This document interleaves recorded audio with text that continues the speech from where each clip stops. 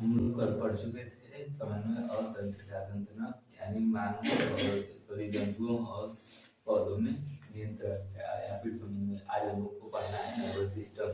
Nervous system क्या होता है? सिस्टम का मतलब होता है तंत्र ना। तंत्र में एक दो लोग नहीं बहुत सारे आ जाते हैं। जैसे बात करें कंप्यूटर सिस्टम करते हैं। कंप्यूटर सिस्टम कैसे होती है? सिस्टम क्यों बोला जाता है? क्योंकि कंप्यूटर के साथ साथ कीबोर्ड माउस सीपीयू अन्य सभी रहते हैं ना, तो सबको मिलाकर सिस्टम बोलते हैं। उसी प्रकार हम इसको नर्वस सिस्टम या तंत्रिका तंत्र क्यों बोलते हैं?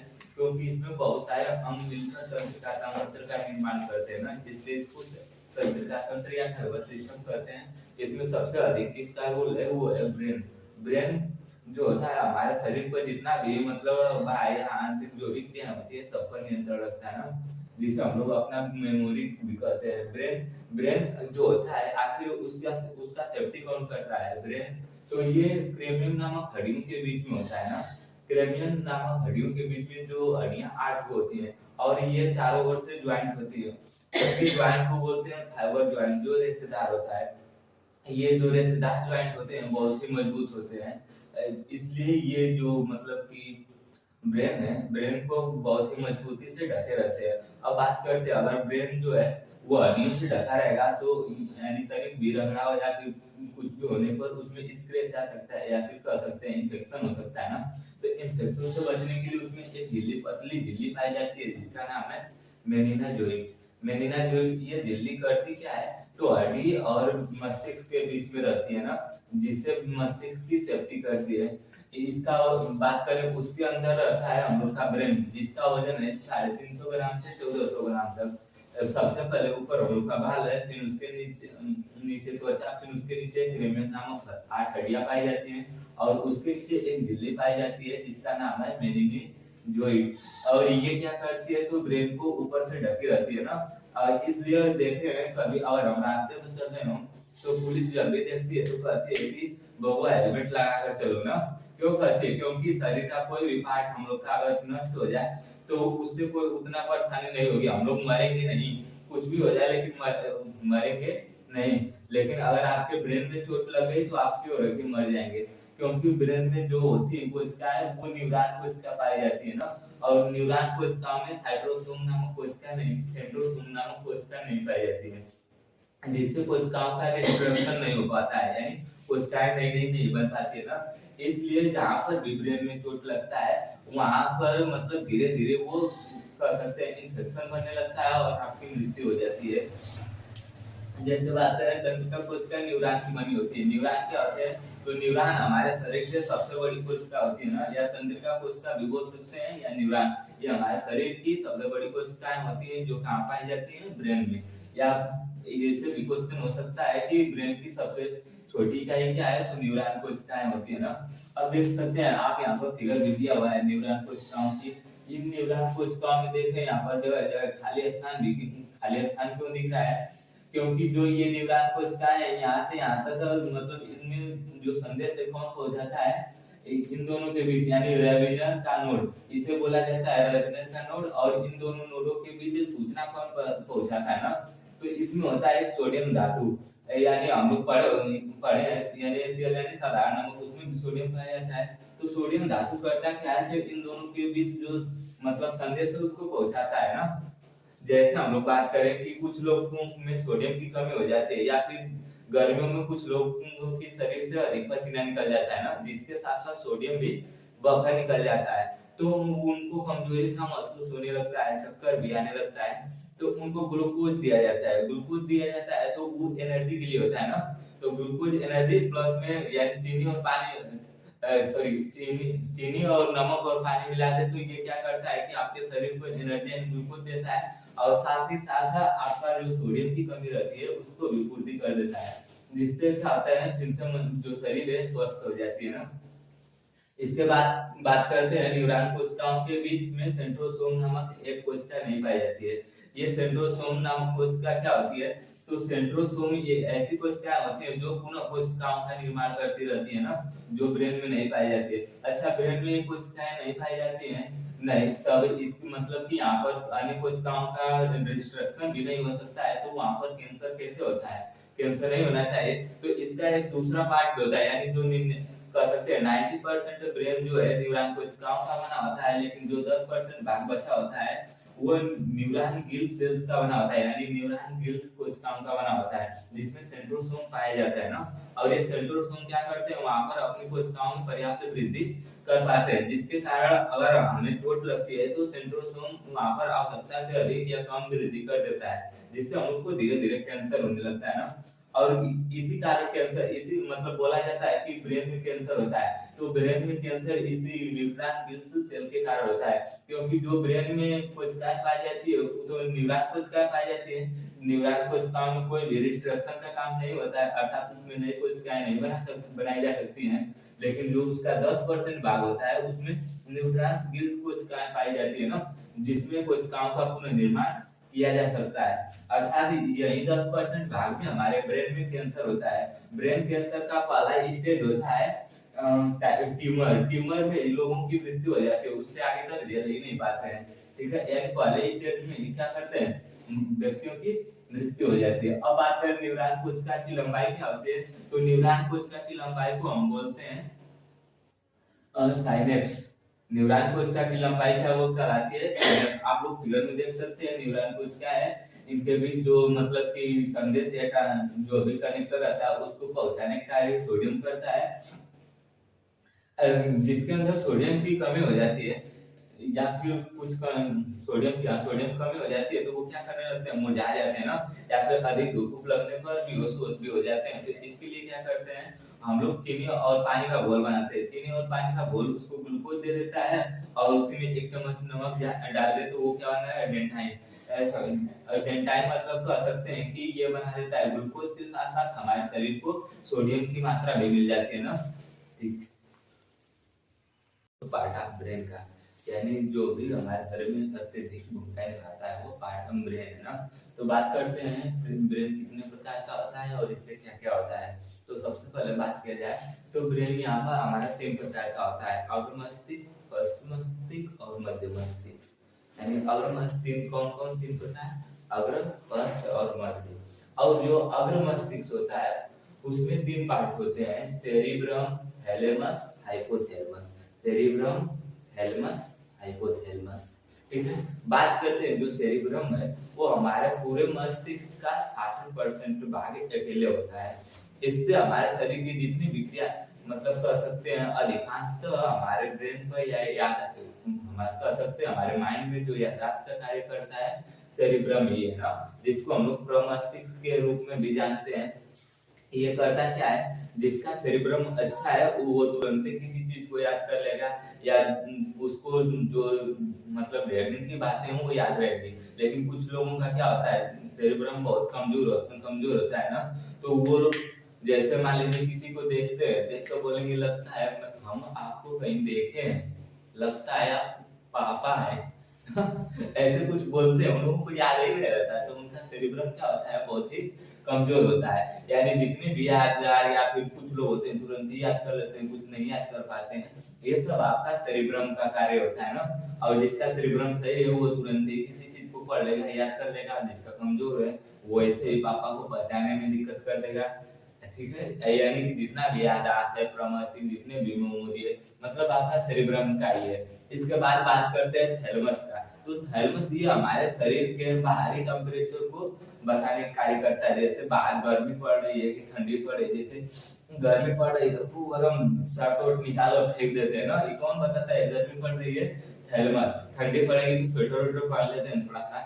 फिर इसके बाद बात करते हैं जो शराबी लोग होते हैं वो दारू पी लेते हैं तो उनका थैलेमस जो होता है कार्य नहीं करता है, फिर उनका ज्ञान बढ़ जाता है और वो अपने आप में खूब चलते हैं ना, यानी पता ही नहीं है कि उनका मतलब उनका थैलेमस काम करना छोड़ देता है। फिर शाम को खूब मार दीजिए एकदम, मारने के बाद सुबह उठेंगे तो अगर उनका सेरिब्रम सही है तो बताएगा कौन मारा था, नहीं सही है तो क्या कहेंगे कौन मारा था मुझको बताओ लोग ना।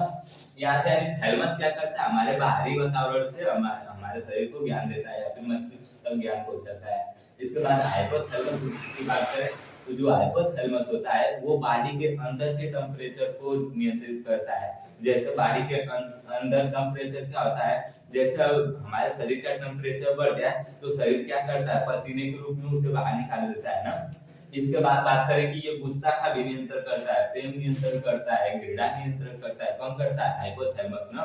पसीना भी मतलब हमारे शरीर का टेम्परेचर अधिक हो गया तो पसीना भी निकालता है कौन, हाइपोथैलेमस। ये मतलब कि लड़कों में हाइपोथैलेमस जो होता है अधिक मात्रा में होता है, इसलिए वो अगर बगल से कोई जा रही लड़कियां तो उनको ऐसे खूब ध्यान से देखते हैं ना।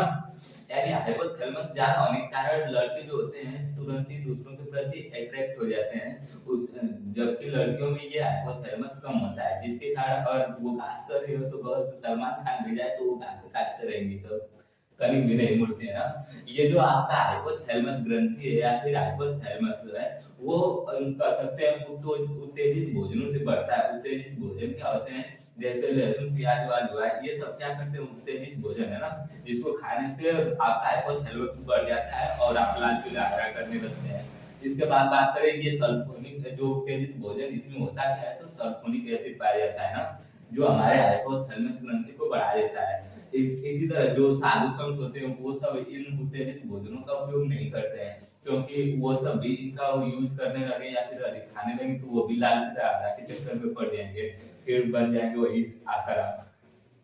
ठीक, यहाँ पढ़ते आगे, ये हम लोग का हो गया हाइपोथैलेमस ग्रंथि। यानी अगर मस्तिष्क को 3 भागों में बांटा गया है, सेरिब्रम, थैलेमस, हाइपोथैलेमस। सेरिब्रम करता क्या है, तो ये हमारे शरीर का या फिर माइंड का सबसे बड़ा भाग होता है, जो 60% एरिया या 60% अकेले घेरा रहता है। इसको मस्तिष्क के नाम से भी जानते हैं। ये हमारे याददाश्त कह सकते हैं, हमारे याददाश्त या मेमोरी का कार्य करता है। थैलेमस क्या करता है, तो जितने भी बाहरी टेम्परेचर का ज्ञान हमें देता है, बताता है ना, जैसे ठंडी पड़ रही है, गर्मी पड़ रही है, या फिर कोई मित्र आपको पीछे चलाकर सुई चुभो दिया तो हिल जाते हैं थोड़ा सा, तो ये कौन करता है, थैलेमस बताता है ना। या फिर कोई मार रहा है आपको ऊपर से तो कौन बताता है, ये थैलेमस बताता है। यानी बाहरी वातावरण का ज्ञान कौन देता है, थैलेमस देता है। इसके बाद हाइपोथैलेमस, ये हमारे शरीर के अंदर जो भी क्रियाएं होती हैं, जैसे गुस्सा, प्रेम, पसीना, ये सब पर नियंत्रण रखता है हाइपोथैलेमस। ये हमारे शरीर में होना बहुत ही आवश्यक है, क्योंकि इसी से मनुष्यों का नेचर डिसाइड होता है। ठीक है, बात करें आगे मध्य मस्तिष्क की, तो मध्य मस्तिष्क के दो पार्ट होते हैं, कौन, एक होता है कार्पोरा और दूसरा होता है सेरिब्रम। कार्पोरा क्या करता है, तो जैसे हम किसी चीज को देखते हो तो हमारी आंख की उसको देखती है ना, तो आंख देखकर बताती है कार्पोरा को कि मतलब कि ये क्या है, ये तो मेरी वाली है ना, ऐसे कुछ बताते हैं। तो ये क्या करता है, कार्पोरा सुनने और देखने का कार्य करता है ना, सुनता है और देखता है, और ये अपना जो कनेक्शन है ये माइंड को यानी सेरिब्रम को बताता है। यानी सुनने और देखने का कार्य कौन करता है, कार्पोरा। ठीक, अब बात करते हैं दूसरा सेरिबल या पेंटिकल। तो जो सेरिब्रल या पेंटिकल होते हैं वो जो मस्तिष्क होता है उसको सेकंड यानी द्वितीय मस्तिष्क से जोड़ने का कार्य करता है। अर्थात द्वितीय मस्तिष्क जो जिसको हम लोग बोलते हैं स्पाइनल कार्ड को हमारे प्रमस्तिष्क से जोड़ देता है। एंड जोड़ने से ये पता चलता है कि हमारे शरीर में जो भी घटनाएं हो रही हैं वो हमारे जो मतलब जो एक्शन है वो हमारे माइंड तक पहुंचे। इसके बाद बात करते हैं यानी सेरिब्रल पेंटिकल का मतलब समझ गया, ये प्रमस्तिष्क जो होता है उसको दूसरे मस्तिष्क से जोड़ने का कार्य करता है। पश्च मस्तिष्क कहाँ होता है, ये पाछे वाला हिस्सा होता है ना, यहाँ पर हमारे शरीर का सबसे बड़ा होल पाया जाता है, जिसको बोलते हैं हम लोग फोर्डामेन मैग्नम। ये जो शरीर के सबसे पीछे वाला ये हम लोग का शरीर का सबसे बड़ा होल होता है, जिसको फोर्डामेन मैग्नम बोलते हैं। ये आखिर यहाँ पर जो लोग मारते हैं तो मना करना चाहिए ना कि मत मारिए, क्योंकि ब्रेन पर चोट अधिक लग जाएगी और यहाँ पर कोई सेफ्टी वाली हड्डियां भी नहीं होती। जैसे हमारे ब्रेन को 8 हड्डियां मतलब की सेफ्टी प्रोवाइड करती हैं, तो लेकिन पीछे कोई भी हड्डी नहीं है ना, बहुत बड़ा होल है, तो इसका नाम है फोर्डामेन मैग्नम। ये हमारा पश्च मस्तिष्क जो होता है वो भी 2 प्रकार का होता है, पहला सेरिबेलम और दूसरा मेडुला या ओब्लंगाटा। तो जो सेरिब्रम होता है वो किसी चीज पर बैलेंस मतलब जैसे हम लोग बैलेंस बनाकर चलते हैं वो सेरिब्रम की वजह से। जो छोटा बच्चा होता है वो खूब धीरे धीरे पैर आगे बढ़ाता है ना, क्योंकि उसको आदत नहीं होता है कि वो चले। ये जो सेरिबेलम होता है ये हमें आदत बताता है ना, या फिर चलने या फिर बैलेंस करना सिखाता है।